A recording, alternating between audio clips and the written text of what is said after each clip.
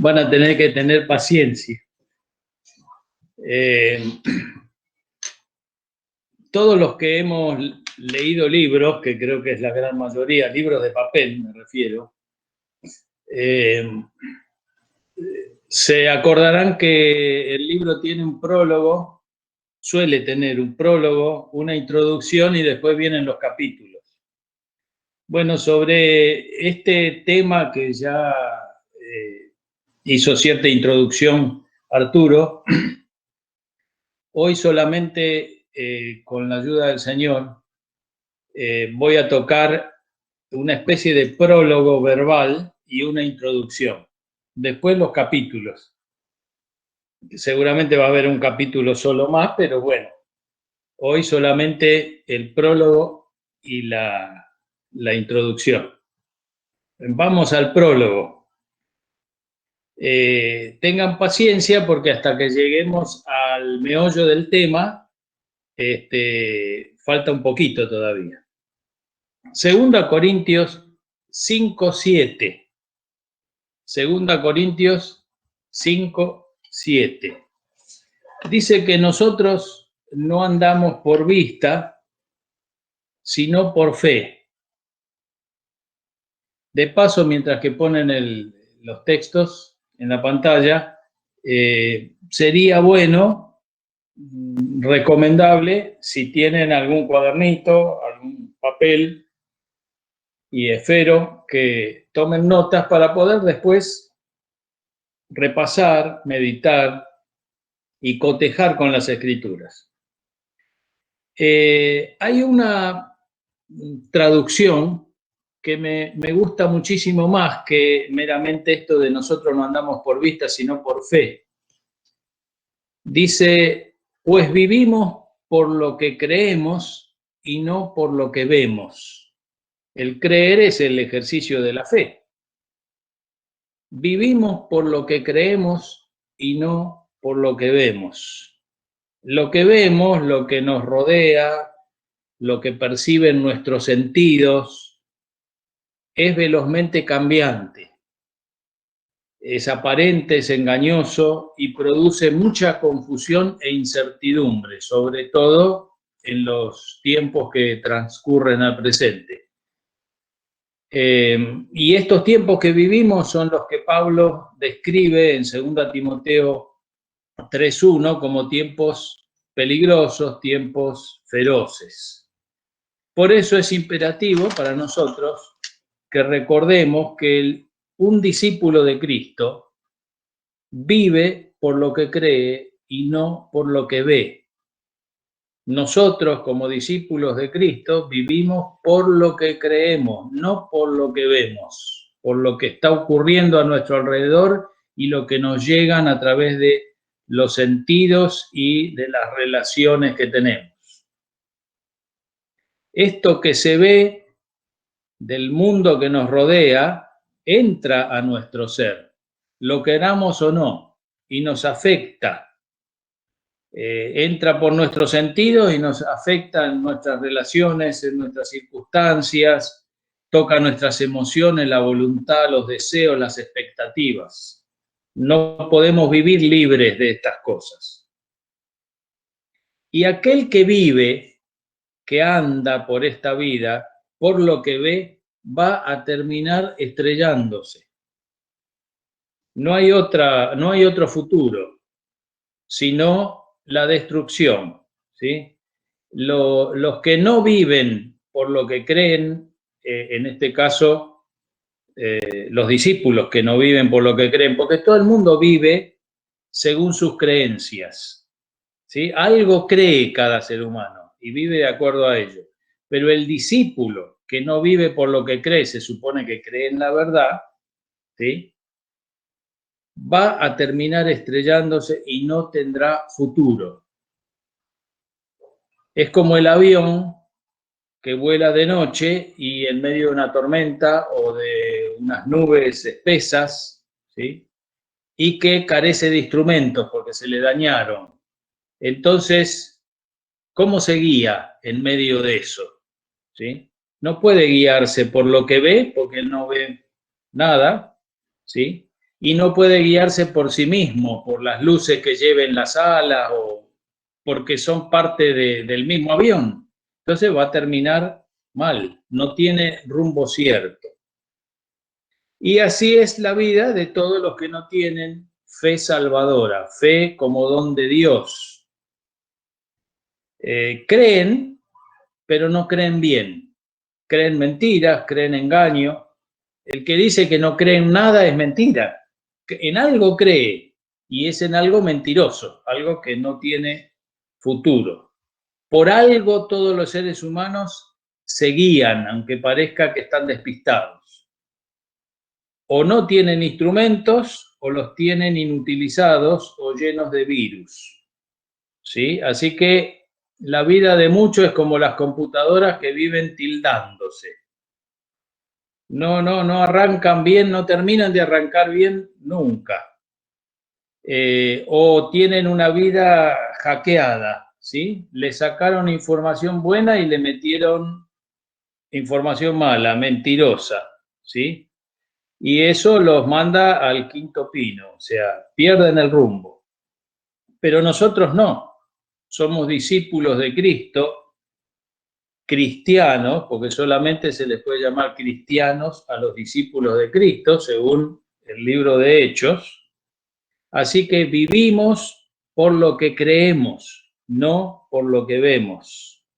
Y tenemos que tener cuidado de no tildarnos, de evitar los virus espirituales. Así que si como discípulos, y repito, vivimos por lo que creemos y no por lo que vemos, ¿sí? Y sabiendo que todo aquello que hacemos, que no provenga de la fe, se nos cuenta como pecado, Romanos 14:23. Todo lo que no provenga de este creer en la palabra de Dios, de esta fe en lo que Dios ha dicho, se nos va a contar como pecado si no vivimos de acuerdo a eso.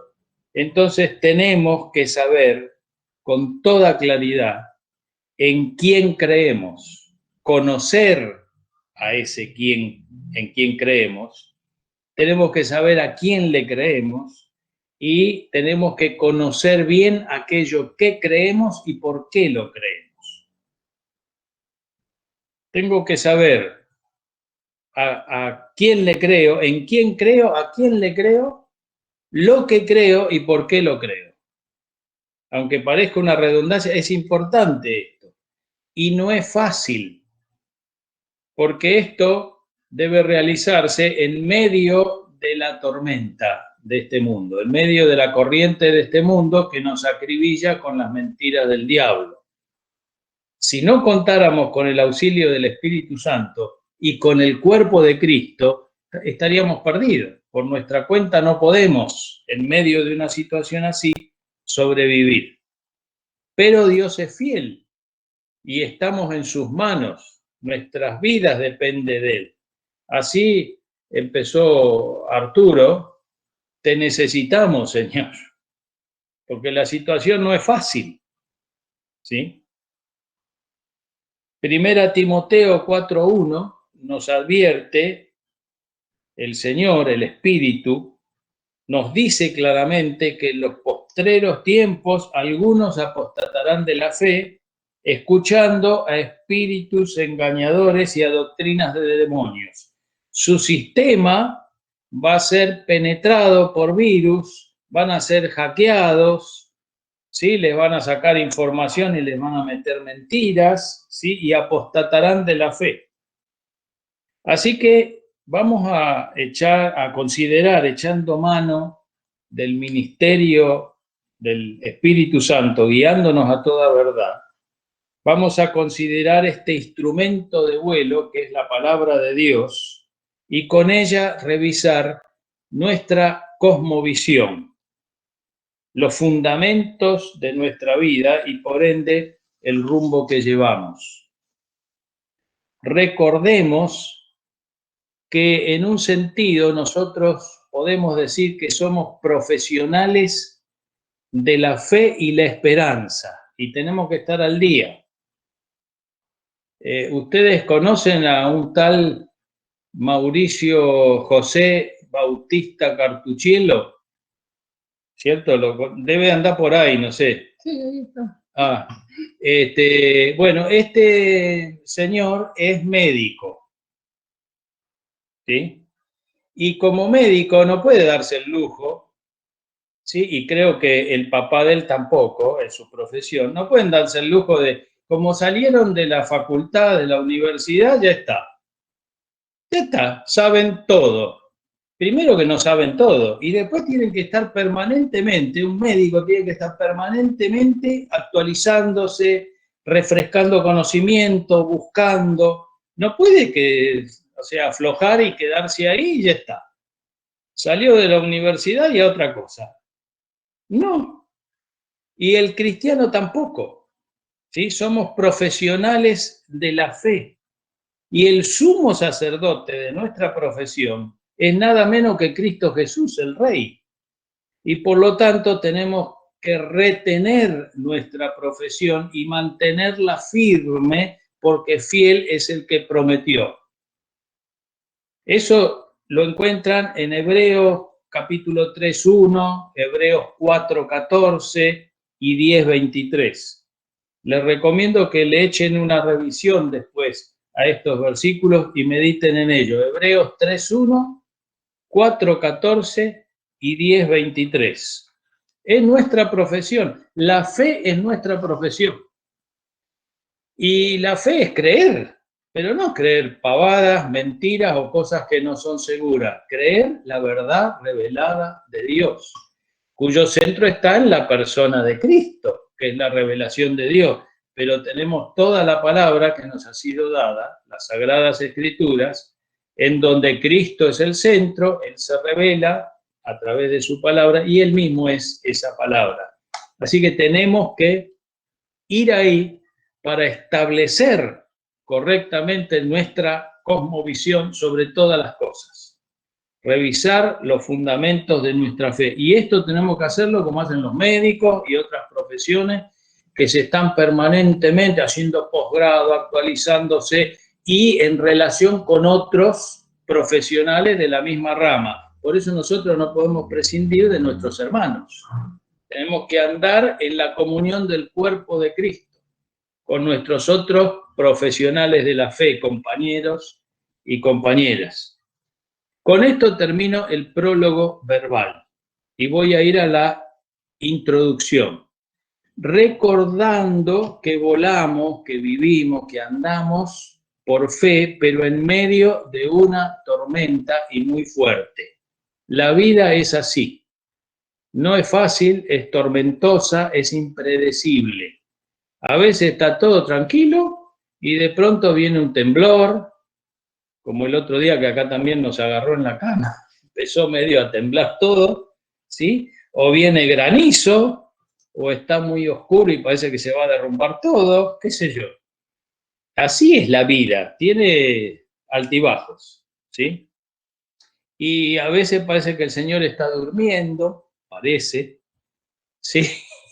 Y bueno, ¿qué hacemos? Tenemos que saber en quién hemos creído y lo que creemos, ¿sí?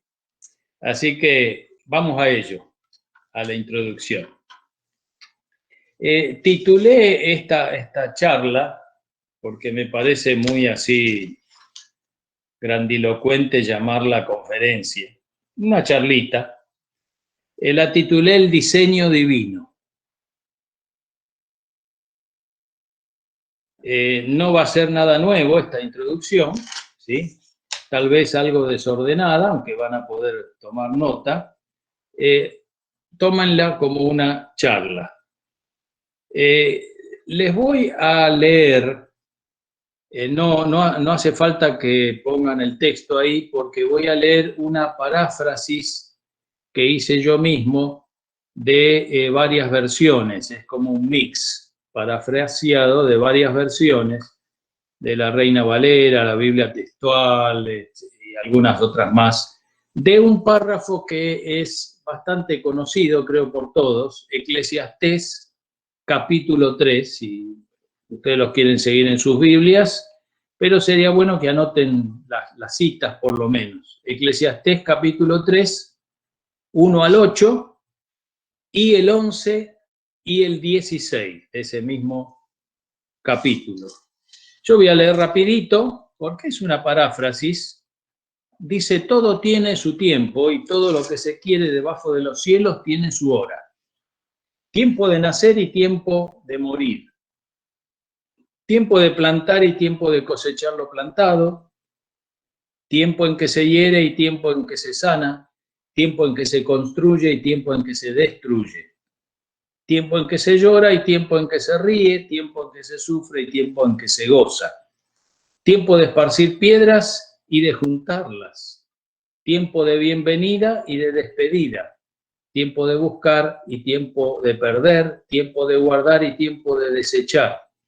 Tiempo de romper y tiempo de coser. Tiempo de callar y tiempo de hablar. Tiempo de amar y tiempo de aborrecer. Un tiempo para la guerra y un tiempo para la paz.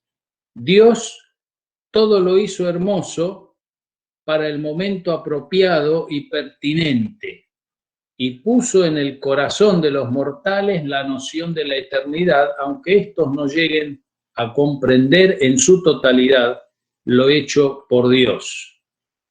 Vi además, debajo del sol, este es el verso 16, que en el lugar del derecho allí había impiedad y en el lugar de la justicia había allí iniquidad y maldad.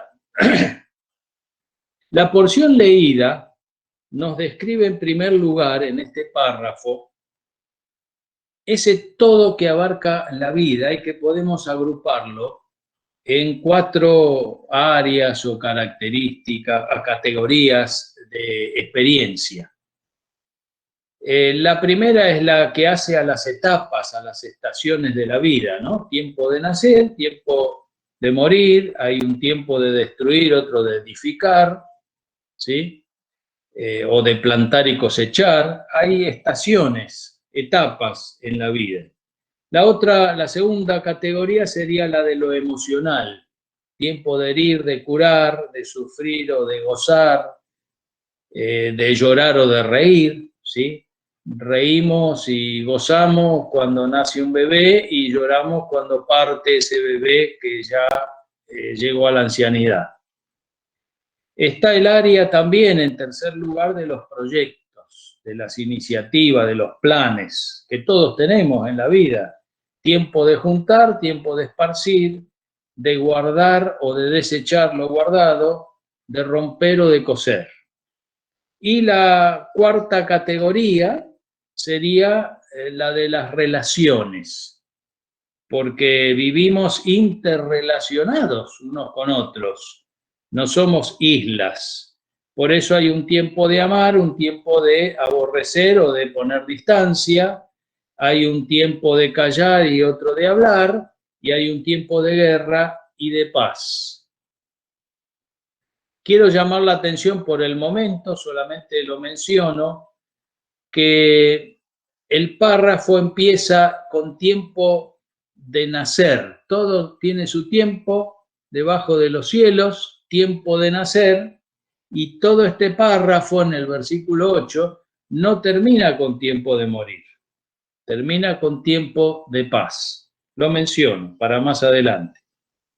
En segundo lugar, entonces, en primer lugar, este párrafo nos muestra que ese todo que abarca la vida lo podemos agrupar en estas 4 áreas, ¿sí? Encierran más o menos todo. Y en segundo lugar, este párrafo también nos señala algo importante, y es que ese todo que nosotros vivimos, ¿sí? Es la realidad que existe debajo del cielo. Es una realidad que fue hecha hermosa, pertinente, apropiada cada cosa a su tiempo, ¿sí? Cuando dice que todo lo hizo hermoso en su tiempo, significa que Dios todo lo hizo bien, hermoso, apropiado y pertinente, es decir, apropiado cuando se realiza dentro de los límites que el Señor le ha colocado. Por ejemplo, las relaciones sexuales. son hermosas, son apropiadas, son pertinentes dentro del matrimonio. Si no, traen problemas, traen desgracia, ¿sí? Y así todas las cosas. Dios hizo todo hermoso.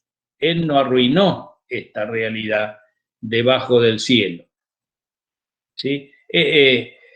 Esta realidad fue hecha buena, pero, sin embargo, se arruinó. Y esto no es necesario revelación espiritual. Por mera observación es evidente que esto que vivimos está bastante arruinado, o del todo. Dice que en lugar de derecho hay impiedad y delito, y en lugar de justicia hay maldad, hay iniquidad, hay anomia, sin ley, la gente no tiene normas, ¿sí? Y nosotros, los discípulos de Cristo, porque conocemos las Escrituras, decimos que es una realidad caída, arruinada por el pecado y en un proceso degenerativo, es decir, una realidad en la que está presente la muerte, ¿sí? Y para allá vamos, como sociedad, como humanidad.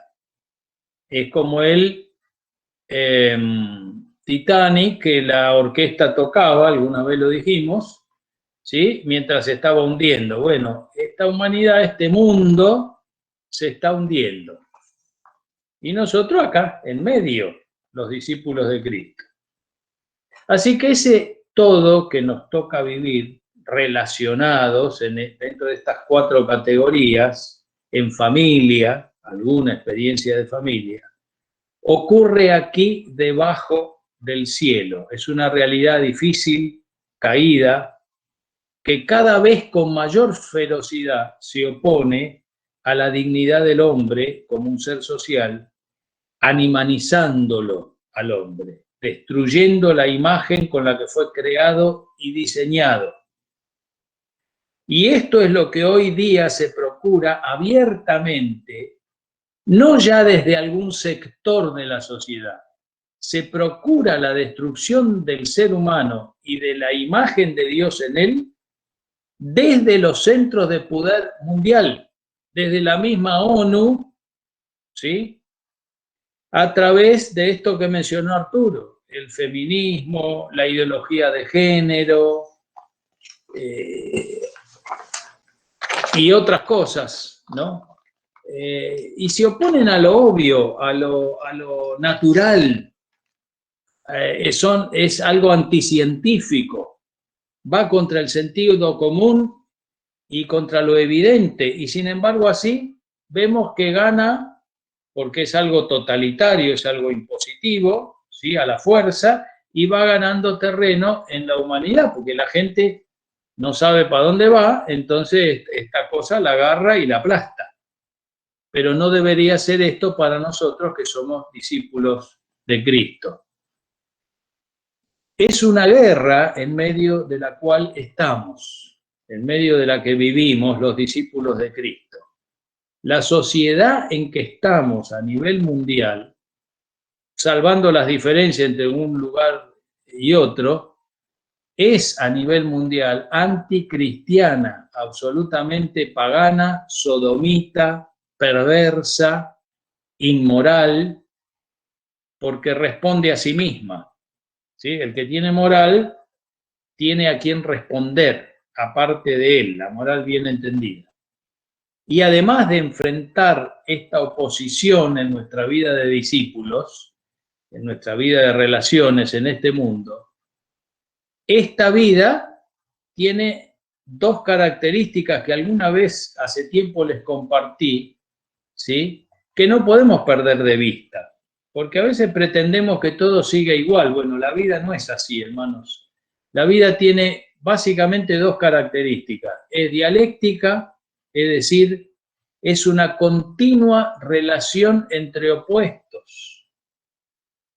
Hay momentos de gozo, momentos de aflicción. Y siempre va a ser así. Hay tiempo de nacer, tiempo de morir, ¿sí? Y por otro lado es dinámica, siempre está en movimiento. Las etapas se van sucediendo de manera inexorable. Yo ahora que lo veo a Nicolás acá en la pantalla, me acuerdo cuando él tenía 2 preciosas bebés. Y resulta que las bebés ahora son mujeres. Están en otra etapa de la vida. Todos los que tenemos nietos nos damos cuenta cómo pasa el tiempo, ¿no? Con ellos nos damos cuenta más fácil de cómo pasa el tiempo. Si además se les queda la ropa. La vida es así, está en movimiento. Hoy reímos, mañana lloramos, se dan los extremos, y conforme vivimos va cambiando la visión de la vida en cada uno de nosotros. Una es la visión del niño chiquito, otra es la visión del joven, del adulto, y otra es la visión del anciano. ¿Qué tiene por delante el anciano? No tiene por delante lo que tiene el niño. Entonces, todo cambia, la vida es así. Tiene los opuestos, los extremos, y además está siempre en movimiento, ¿sí? Y estamos además en medio de una guerra, en medio de una flor de tormenta, así que como discípulos de Cristo, hermanos, si queremos sobrevivir, tenemos que volar por instrumentos, porque no vemos, y nuestro instrumento, ¿sí?, con el auxilio del Espíritu Santo, es la palabra de Dios, que nos tiene que dar la cosmovisión correcta de todo lo que nos rodea, de dónde venimos y a dónde vamos, y de lo que Dios ha hecho y requiere de cada uno de nosotros. Básicamente, cualquier ser humano, y con más razón nosotros los discípulos, podemos vivir según 2 cosmovisiones, solo 2. La del reino de Dios, el reino de la luz, o la del reino de tinieblas. Una cosmovisión viene del cielo y otra del infierno. La vida del ser humano, que es social, es una vida de interrelaciones, ¿sí? Es la correspondencia, una interrelación es la correspondencia mutua entre personas, cosas o fenómenos. Todos estamos interrelacionados con otros, con nosotros mismos, con el medio que nos rodea, ¿sí? Y estas interrelaciones las experimentamos de acuerdo a nuestra cosmovisión, ¿sí? La cosmovisión es un término así bastante intelectual, por ahí para algunos, ¿sí? Pero la cosmovisión es la visión del cosmos, del mundo. Cosmos es griego y significa mundo o universo, ¿sí? Así que una cosmovisión es lo que entendemos, nuestra visión del mundo que nos rodea, la visión global, la concepción global de este mundo o del universo, ¿sí? Y de todas las interrelaciones que caben ahí. La cosmovisión de cada uno es lo que nos da una perspectiva general de nuestra vida. Y según ella, así pensamos y por ende así vivimos. Según esta cosmovisión le asignamos valor a las cosas, a las situaciones, a las personas, ¿sí? Debido a esta manera de pensar general es que concebimos el mundo y tenemos conciencia de nosotros mismos, de los demás, ¿sí? Y nos hace, esta cosmovisión afecta, nos hace seres morales. ¿Qué es la moral? En realidad todos los seres humanos, como dije antes, tenemos una moral. Y la moral es todo lo que pertenece o es relativo, dice el diccionario, a las acciones de las personas, desde el punto de vista de su obrar en relación con el bien y el mal. Todas las personas piensan de alguna manera si lo que hacen es bueno o malo, todos juzgan esto, o por sí mismos o por la palabra de Dios, según una cosmovisión o la otra, ¿sí? Así que mi moral y la tuya es consecuencia de nuestra cosmovisión, de nuestra manera general de pensar. Y básicamente esta manera general de pensar viene del cielo o viene del infierno.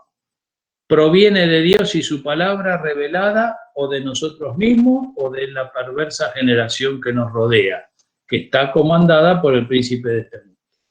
Es imposible vivir sin influencias.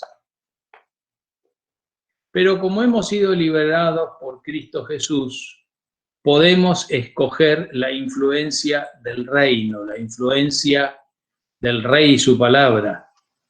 Pero es una escogencia, es una acción diaria, permanente, de ir a la palabra de Dios, a la revelación recibida y renovar, refrescar, limpiar y acomodar nuestras mentes con la verdad de Dios en oración, es decir, conscientes de que sin el auxilio del Espíritu Santo, ¿sí? Por eso lo necesitamos al Señor siempre, sin su obrar no podríamos entender la verdad de Dios, ¿sí? Nuestras mentes tienen que ser alumbradas por el Espíritu y eso ahí se distribuye en todo nuestro ser, llega a nuestro corazón y sale a nuestra manera de vivir. Y nos mantiene con una cosmovisión acomodadita, de acuerdo a lo que Dios quiere.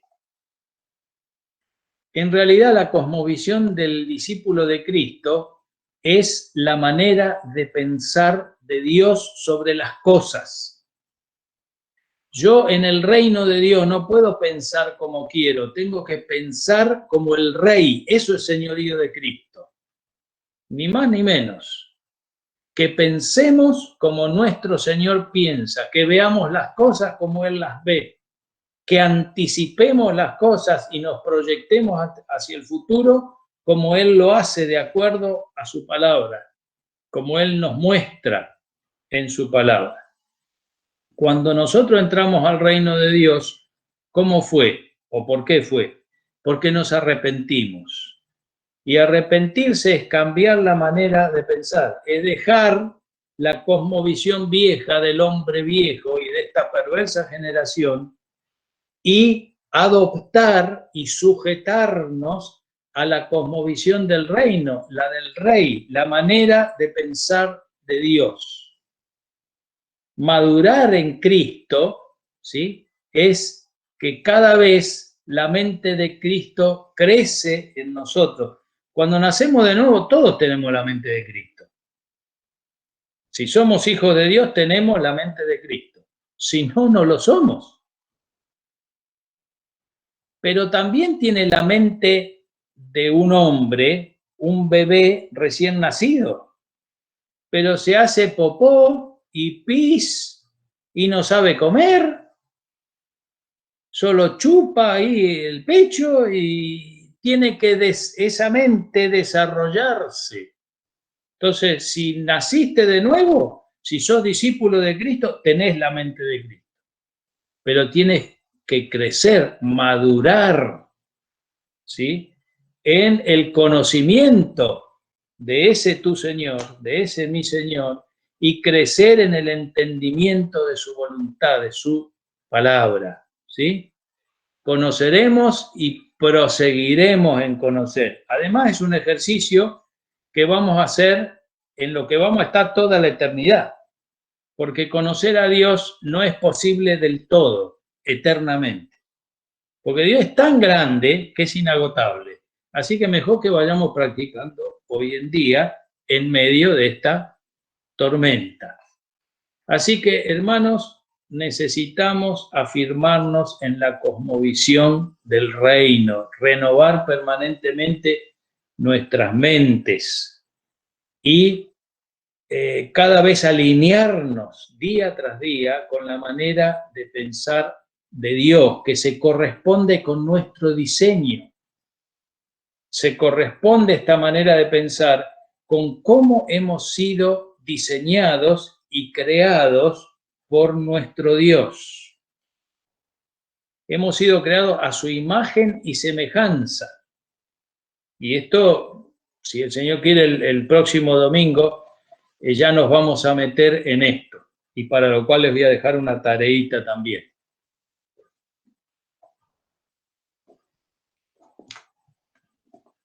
Repaso un poquito. Los discípulos de Cristo, varón o mujer, tenemos que saber y conocer, saber en quién hemos creído y conocerlo, y crecer en este conocimiento. Tenemos que saber a quién le creemos, aquello que creemos y por qué lo creemos. Y esto, hermanos queridos, es trabajo. ¿Sí? Necesitamos la unción, pero hay que acompañarla con transpiración. Unción sin transpiración nos puede llevar a cualquier cosa, ¿sí? O no, pero me refiero, nos puede dejar por el camino, ¿sí? A la obra del Espíritu Santo en nosotros hay que acompañarla con disciplina, con esfuerzo, con búsqueda del Señor, porque si no, la tormenta que nos rodea es fuerte. Una de las peores cosas que yo puedo hacer, y ustedes también, cada uno de ustedes, es pensar que no estamos en riesgo, que no estamos en peligro, porque conocemos la palabra de Dios y no nos van a cambiar la manera de pensar con esta cosa de la ideología de género o del feminismo o del machismo. Nosotros como que ya pasamos eso, o cualquier otro ismo, ¿sí? Recordemos que la tormenta es fuerte y que el príncipe de este mundo, Satanás, sigue siendo la serpiente más astuta que todos los animales del campo y que nosotros también.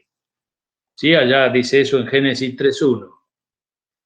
El Satanás es el mejor hacker que ha existido nunca, jamás, ¿sí?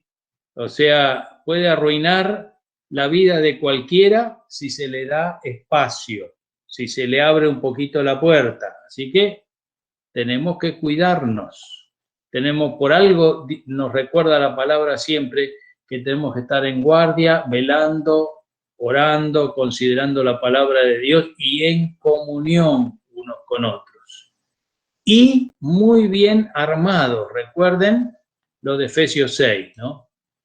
En Hebreos 2, 1 y 3 dice que por esto que yo les estoy diciendo, es necesario que con más diligencia, con más cuidado, con más esfuerzo, disciplina y perseverancia, atendamos a las cosas que hemos oído, no sea que nos deslicemos, no sea que vayamos a aflojar y no resistamos firmes en la fe en este presente siglo malo.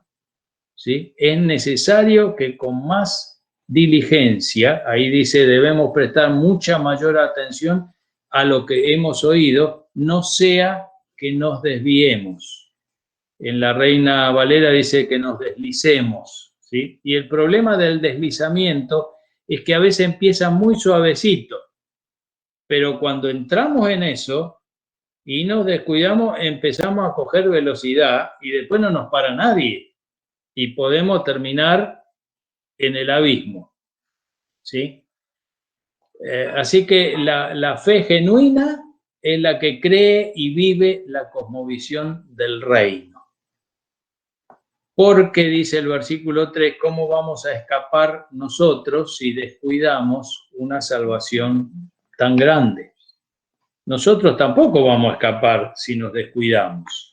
Así que la palabra de Dios nos llama la atención a esto. No podemos dar por sentado de que ya tenemos, como dicen por acá, la vaca atada. Ya está todo listo, ¿sí? Cualquiera de nosotros es factible, potencialmente hablando, de ser engañado. Así que tenemos que estar en guardia y tenemos que mirar unos por los otros, ayudándonos, cuidándonos, orando unos por los otros, advirtiéndonos si vemos algo en amor, con humildad, advirtiéndonos para hacer volver el camino. al camino a nuestros hermanos y hermanas. Así que el enemigo es muy astuto y la corriente de este mundo es muy fuerte y es factible, posible, ser contaminados. Insisto en esto porque a veces nos confiamos porque nosotros no damos lugar al aborto, ni al recasamiento, al divorcio, menos a la ideología de género. Seguimos creyendo en Dios, no en la evolución, pero sin embargo, aún así, y sin darnos cuenta, podemos estar contaminados con algún virus, ¿sí? Se nos puede haber robado, entre comillas, alguna información verdadera y se nos puede haber metido alguna mentira. Es lo que pasa, hablando en general, en la iglesia del Señor, ¿sí? Es lo que pasa. Hay hermanos que están muy bien fundamentados y todo. Pero mi pregunta es, ¿por qué entonces en algunos sectores de la iglesia se le suele decir pastora a la esposa del pastor? Si usted va a un abogado, o peor, a un médico, ¿sí? Sacando la excepción de nuestro querido Mauro, ¿sí? Pero uno va a un médico y entonces la secretaria dice, no, el médico no está, no puede atenderlo ahora. Sí, pero yo tengo urgencia, ¿qué puedo hacer? Y mire, si usted quiere, lo atiende la señora del médico. Y uno que pregunta, ¿pero la señora del médico es médica también? No, ella no es médica, pero es la señora del médico, es la médica. Nadie hace eso, ¿no es cierto? ¿Sí? No necesariamente la esposa de un abogado es abogada, ni la esposa de un médico es médica, o la esposa de un albañil es albañila. No, no. Entonces, ¿por qué la esposa del pastor es pastora? ¿De dónde salió eso? Ahora usted dice, es una pavada esto. Pero por estas pavadas empiezan a meterse las mentiras del diablo. Porque estas pavadas tienen que ver con un falsear lo que Dios y cómo Dios lo ha creado. Y esto se los voy adelantando para la próxima. Otra pregunta válida. ¿Será que puede haber pastoras? Porque en la práctica, la mayoría de las veces, al esposo de la pastora no se le dice pastor. ¿No se han dado cuenta de eso? ¿Sí? Muchas veces se le dice a la esposa del pastor pastora, pero hay pastoras en algunas denominaciones reconocidas que al esposo no se le dice pastor. ¿Por qué será? ¿Por qué será? ¿No será que anda un virus por ahí? ¿Mentiroso? ¿No será? Pregunto. No estoy juzgando, pregunto. Por eso, ¿qué tenemos que hacer? Ir y revisar el diseño divino, cómo Dios hizo las cosas de acuerdo a su palabra. Y eso es lo que vamos a hacer, Dios mediante, con la ayuda del Señor, con el auxilio del Espíritu, el domingo que viene. Esto es una introducción para que vayan pensando y orando al respecto. Y hay muchas más cosas así. Y estas distorsiones que puede haber aún dentro de la iglesia, ¿sí?, se destiñen hacia todo lo demás de la vida.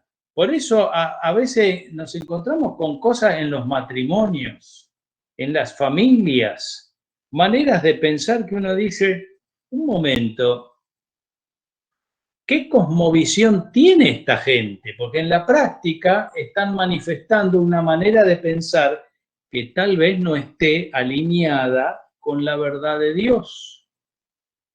No sé si me voy haciendo claro, si me van entendiendo. Sigo adelante. Cabe entonces la posibilidad de estar colonizados por la mentira. ¿sí? Cuando nosotros nos agarra, por ejemplo, alguna infección intestinal, no es porque nos entran 10 billones de bacterias. Nos entra una, no nos damos cuenta y después se van reproduciendo adentro y nos envenenan. Y así entra la mentira del diablo, ¿no? Y nos coloniza en nuestra manera de pensar. Aún siendo discípulos, sí que tenemos que ir y tomarnos el antibiótico de la palabra día tras día para mantenernos sanitos.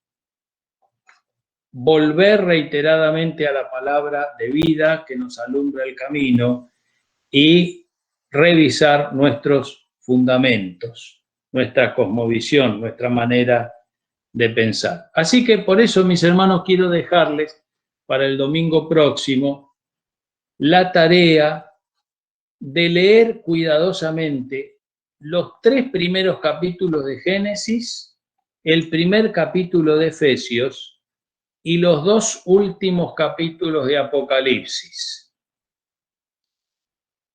Génesis 1 al 3, los 3 primeros, Efesios capítulo 1 y Apocalipsis capítulo 21 y 22. El origen de nuestra cosmovisión, de todo lo que creemos y por qué lo creemos, el origen de eso está en Efesios 1. Está en la eternidad, antes de la fundación del mundo. Y arranca en el tiempo en Génesis capítulo 1, 2 y 3, ¿sí? Y culmina otra vez en la eternidad, en los cielos y tierra nuevos, donde mora la justicia, allá en Apocalipsis 21 y 22. Y toda esta cosmovisión, ¿sí? que digamos, la distribuí en el origen, el arranque, en la creación y la culminación. Toda esta cosmovisión afecta nuestra manera de pensar, de vivir, la regula, la ordena, ¿sí? Y debe hacerlo. Así que quiero concluir o ir terminando esta introducción con la lectura de 2 pasajes, si ustedes me acompañan. Lo voy a leer en la nueva versión internacional, que me olvidé de traerla. ¿Vos me la podrías traer, Silvi, por favor? ¿En celular? No, está ahí en la biblioteca. Discúlpenme, pero la debe tener acá en la... los pasajes están en Efesios capítulo 5, del 6 al 20, y capítulo 6, del 10 al 18. Permítanme que la busco yo porque mi ayuda idónea no la encuentro. Sí la encontró. Bueno.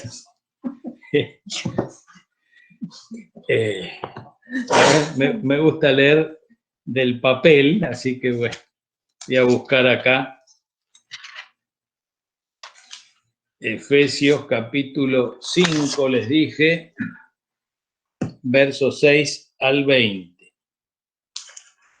¿Cuál es, perdón? Efesios 5, sí. 6 al 20. Que nadie los engañe con argumentaciones vanas, porque por esto viene el castigo de Dios sobre los que viven en desobediencia. Así que no se hagan cómplices de ellos. Nos haríamos cómplices descuidándonos, sin querer. Porque ustedes antes eran oscuridad, pero ahora son luz en el Señor. Vivan como hijos de luz. El fruto de la luz consiste en toda bondad, justicia y verdad, y comprueben lo que agrada al Señor. No tengan nada que ver con las obras infructuosas de la oscuridad, sino más bien denúncienlas, porque da vergüenza aún mencionar lo que los desobedientes hacen en secreto, que hoy en día no lo hacen tan en secreto. Pero todo lo que la luz pone al descubierto se hace visible, porque la luz es lo que hace que todo sea visible. Por eso se dice, Despiértate tú que duermes, levántate de entre los muertos y te alumbrará Cristo. Así que tengan cuidado de su manera de vivir. No vivan como necios, sino como sabios, aprovechando al máximo cada momento oportuno, porque los días son malos. Por tanto, no sean insensatos, sino... Me perdí. ¿Dónde está? ¿En qué versículo iba? 17. 17. Por tanto, no sean, gracias, insensatos, sino entiendan cuál es la voluntad del Señor. No se emborrachen con vino que lleva al desenfreno, al contrario, sean llenos del Espíritu Santo. Déjense guiar, controlar por el Espíritu Santo. Anímense unos a otros con salmos, himnos y canciones espirituales. Canten y alaben al Señor con el corazón, dando siempre gracias a Dios el Padre por todo en el nombre de nuestro Señor Jesucristo. Y el otro párrafo está en el capítulo siguiente, capítulo 6, 10 al 18, que es un capítulo muy conocido, creo, por todos nosotros, referente a la armadura de Dios. Dice 6 de Efesios 6, 10 en adelante. Por último, fortalezcanse con el gran poder del Señor, pónganse toda la armadura de Dios para que puedan hacer frente a las artimañas del diablo. Porque nuestra lucha no es contra seres humanos, sino contra poderes, contra autoridades, contra potestades que dominan este mundo de tinieblas, contra fuerzas espirituales malignas en las regiones celestiales. Por lo tanto, pónganse toda la armadura de Dios, para que cuando llegue el día malo puedan resistir hasta el fin con firmeza. Manténganse firmes, ceñidos con el cinturón de la verdad, protegidos por la coraza de justicia o de la vida recta, y calzados con la disposición de proclamar el Evangelio de la paz. Además de todo esto, tomen el escudo de la fe, con el cual pueden apagar todas las flechas encendidas del maligno. Tomen el casco de la salvación y la espada del Espíritu, que es la palabra de Dios. Oren en el Espíritu en todo momento, con peticiones y ruegos. Manténganse alerta y perseveren en oración por todos los santos. Hasta ahí vamos a leer. Termino señalando sobre este párrafo 3 cosas. Primero, esta armadura que tenemos que llevar puesta no es nuestra, es de Dios. Él nos la provee. No es fuerza humana, no es algo nuestro, algo humano. ¿Sí? Es sobrenatural. Él nos provee estas cosas. Es la armadura de Dios. Pero es mi responsabilidad. Es tu responsabilidad. Nuestra responsabilidad tomar esta armadura y ponérnosla, colocárnosla y andar armados, andar con la armadura puesta. El discípulo no puede dejar la armadura ni para dormir ni para descansar. Debe vivir armado. No podemos, yo me tomo unas vacaciones, descanso, ¿sí? Me arrodillo al lado del agua para tomar. No, esos no sirven. Sirven los que paraditos agarran agua, la toman. Esos fueron los que salieron a luchar con David, ¿se acuerdan? Ah, no, con David no, con este otro Gedeón. Gedeón, ¿no? Sí. No podemos vivir desarmados porque corremos serio peligro. Así que la armadura es de Dios, viene de Él. Él nos la da, pero nosotros tenemos que ponernos, tomarla y vivir con ella puesta. La segunda reflexión que quiero hacer sobre el párrafo es que fíjense que esta armadura comienza con el cinturón de la verdad. Tenemos que estar ajustados, bien apretados con el cinturón de la verdad. Y termina esta armadura, la descripción, esta ilustración, termina con la espada del Espíritu. En ambos, que es la palabra de Dios, en ambos casos, la ilustración se refiere a la verdad revelada, a la palabra de Dios, tanto creída como vivida y comunicada a otros. La tercera y última reflexión es que esta armadura no es ofensiva, es defensiva. Al vestir esta armadura y usarla, el propósito nuestro no es lograr la victoria. No tenemos que ganar la victoria, la victoria ya está ganada. La victoria la ganó Cristo y para siempre. Él es el victorioso.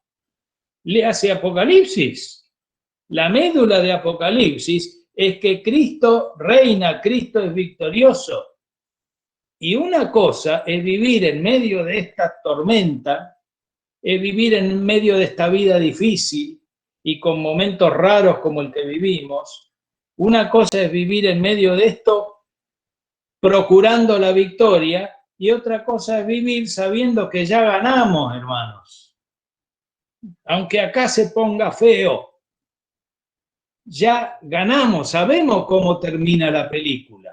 Una cosa es una cosa y otra es la otra. Es muy distinto vivir luchando para ganar que vivir resistiendo, plantados en la victoria que Cristo ya alcanzó. Pueden decir amén. Amén. Amén. Amén, amén. Gracias, hermano Marcelo. Muchas gracias. Gracias. Así que, ¿cuál es el propósito de la armadura? ¿Cuál es? No ceder terreno, mantenernos firmes, ¿sí? Resistiendo hasta el fin.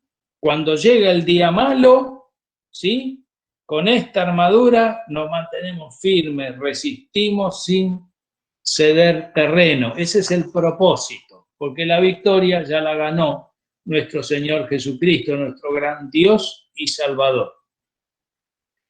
Recordemos, voy terminando, que somos súbditos de un imperio eterno, el único que va a quedar al final.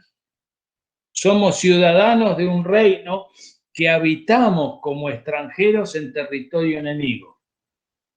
Territorio que por derecho y por sustentación, porque Dios es el que sustenta este mundo, pertenece a nuestro Señor y Salvador, y por tanto nos pertenece a nosotros, no al enemigo. La tierra es de Dios y sigue siéndolo, pero el enemigo la ha ocupado y tiene muchos adherentes que lo siguen. Nosotros no, nosotros somos súbditos del reino de Dios en este territorio enemigo ocupado por esta potencia de tinieblas usurpadora, gobernada por el príncipe de este mundo. Hubo, hay y habrá hasta el fin oposición. Y cada vez esta oposición será menos disimulada y con más recursos tecnológicos. No es cómodo el mundo para el cristiano, para el discípulo de Cristo, para el Hijo de Dios. Y hay historias sobre esto, y una historia que nos anima. ¿Recuerdan a Daniel y a sus amigos? Los metieron de prepo en Babilonia. Los agarraron de los pelos y se los llevaron allá, esclavos. ¿Y qué hicieron allá?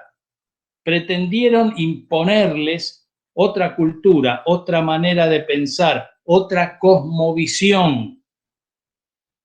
Los amenazaron, los condenaron,